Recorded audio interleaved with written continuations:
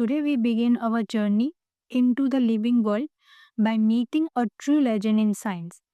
On this slide, you see Ernest Mayr, a man so influential he is known as the Darwin of 20th century.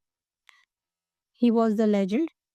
Mayr was born in 1904 and passed away in 2004, living for exactly 100 years. He gave us the modern definition of species, identifying them as a group that can actually breed with each other. He is one of the few scientists to win biology's triple crown. He won Balzan Prize, the International Prize, and Trafford Prize for the biology. Understanding his work is the first step to understanding the diversity of life which we see around. Let's move to the chapter first. Now that we have seen the incredible impact of Ernest Mayer's work, let's dive straight into the heart of biology. This is chapter 1, The Living World. In this series, we are not just looking at definitions, we are looking at the wonder of life through the lens of a researcher.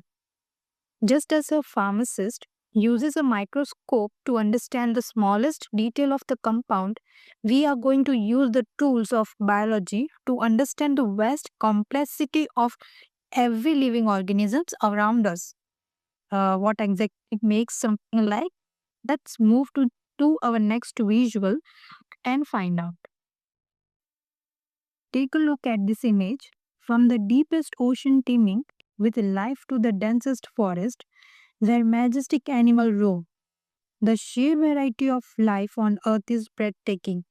As researchers, we don't just see animals and plants, we see a complex web of existence where every organism has a unique role to play.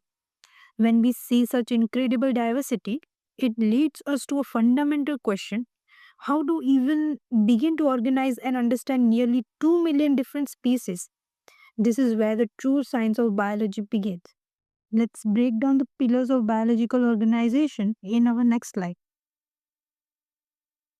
We are now entering the heart of our study, diversity in the living world. As researcher, we recognize that between 1.7 and 1.8 million species have already been discovered and described. This incredible vast range of life on Earth is what we define as a biodiversity. To organize and manage this immense diversity, we follow a precise scientific framework, which is called identification, nomenclature, classification, taxa, taxonomy, hierarchy, or we can also say taxa and hierarchy. Okay. Identification. First, we must accurately describe the organism's characteristics. Second is nomenclature. Once organism is identified, we assign it a standardized, globally accepted scientific name. This name is accepted in whole world. Classification. Next, we group this organism into categories based on their observable similarities. Taxa and hierarchy. Finally, we arrange them into a taxonomy hierarchy. Think of it like this, as a structural ladder of biological categories.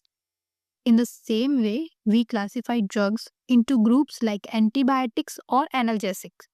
To understand their functions, biologists use these tools to organize every living organism.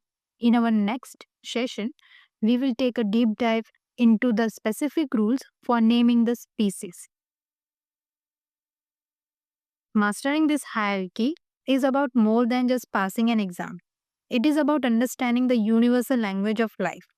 By perfecting identification and nomenclature, we ensure that a researcher here in India and a researcher in America are speaking about the same exact organism.